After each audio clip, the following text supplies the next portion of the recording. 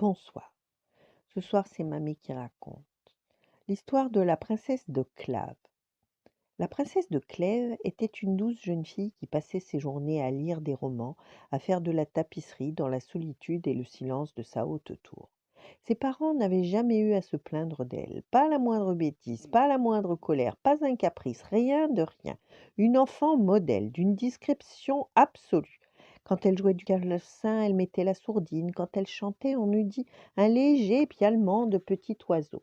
Mais un jour, la princesse de Clèves fut invitée à passer ses vacances d'été en Afrique, chez sa tante, la reine de Morogoro. 2 mois plus tard, la petite princesse fut de retour. Quand elle descendit du carrosse, ses parents n'en crurent pas leurs yeux. Leur fille avait troqué sa robe bleu pastel contre un boubou coloré, ses cheveux longs et lisses avaient été tressés en centaines de nattes, et son teint de porcelaine avait disparu sous le soleil africain. Mais surtout, elle tenait dans ses mains 2 étranges bâtons. Quand elle se mit à taper l'un contre l'autre en cadence et sans s'arrêter, la reine se boucha les oreilles. Le prêtre s'approcha. «Mais qu'est-ce que c'est que ce vacarme, ma fille?» hurla-t-il pour couvrir le bruit de ces étranges instruments. «Qu'est-ce que sont ces bâtons?» «Ce sont des claves, mon père. Désormais, je ne suis plus la princesse de Clèves, mais la princesse de Clave. Fini le clavecin en sourdine, la tapisserie, les romans ennuyeux. Vive la vie et vive la musique!» Et la jeune fille se remit à taper sur ses 2 bâtons et à danser. Le roi et la reine se regardaient effarés. Puis le monarque se ressaisit et emmena la princesse dans sa tour. «Reposez-vous un peu, cher enfant, le voyage vous aura perturbé.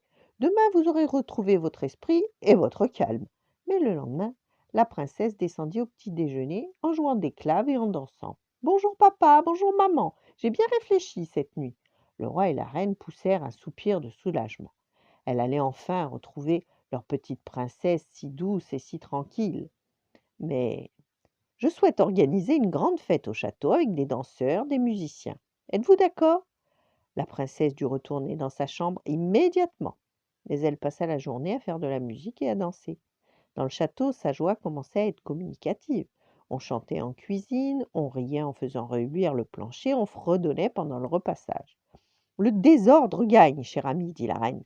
«L'anarchie est proche. Agissez, que diantre!» Alors on confisqua ses claves à la princesse. Mais elle se servit de ses couverts. On lui confisqua ses couverts. Sa brosse et son peigne les remplacèrent. On les confisqua encore. Elle dévissa les pieds de sa coiffeuse et s'en fit de nouveaux instruments. «Je ne vois qu'une solution, mamie», décréta le roi. «Soignons le mal par le mal. Imposons-lui un nouveau voyage, dans un pays froid, désertique, silencieux, et c'en sera fini de toute cette horrible musique. Nous retrouverons ainsi notre petite fille, si douce et si tranquille.» «Très bien», répondit la princesse de Clave.